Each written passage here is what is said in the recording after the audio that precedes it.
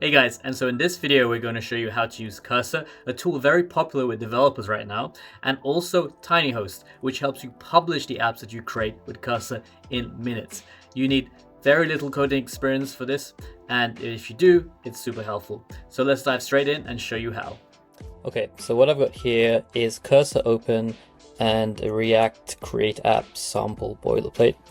And if you don't know how to do that, all I've run is npx create app calculator example, and then that will create everything you need to start your project. Gone into Cursor and then clicked open folder, and I'm in this calculator example. This app is very basic. It is the app you get when you run the React Create App command, but with Cursor we can make it more interesting. If we press the Command I key, this opens Composer, and we can basically type in make this app into a calculator app and click enter.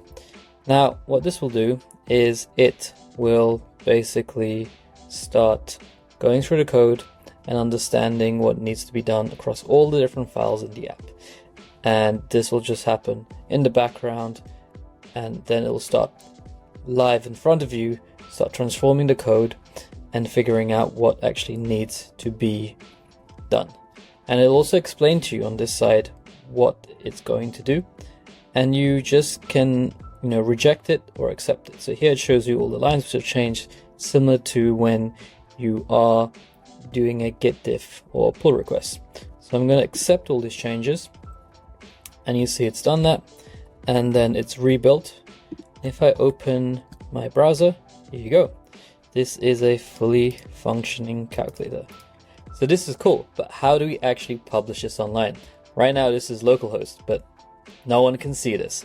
So how do we get this online? And this is where TinyHost comes in super handy. So to do that, I'm going to run npm run build, and this will create a build folder, which is what we need to upload to Tiny. This will create a static output of this. And what we just need to do is open this in Finder, and then right click and compress this into a zip file. Tiny accepts the zip files best. And then finally, we head over to TinyHost and we just drag and drop this zip file here. And then I'm gonna name it calc app 1 and click publish. And that's it. Literally in seconds, the app is now live. So we've gone from something which is on localhost to a live link which you can take and share. Now your link is live, you can do a few very useful things with it. You can update it to set a password and hide it from the public. You can hide it from search engines. And we even have built-in analytics to basically show you who is visiting it without you needing to do anything extra. And finally, you can also link a custom domain, so you can have your app on a domain that you own or even purchase one through us. But what if you need to make updates? Yes, it can be time consuming to create a zip every single time and upload it on Tiny. There is an easier way. Let me show you how. So first, I'm going to make a update with Cursor. So I'm just going to say make the calculator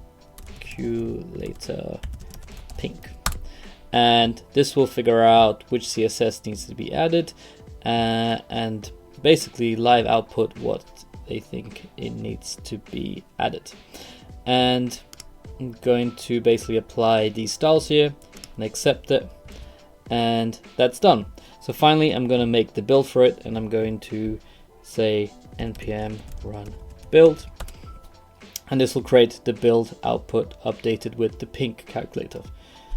But now I need to update it online. So TinyHost actually has a plugin which you can access from the store. You basically search TinyHost and you'll find it here and install it. I've already pre-installed it and set it up, and essentially you select the deployment directory.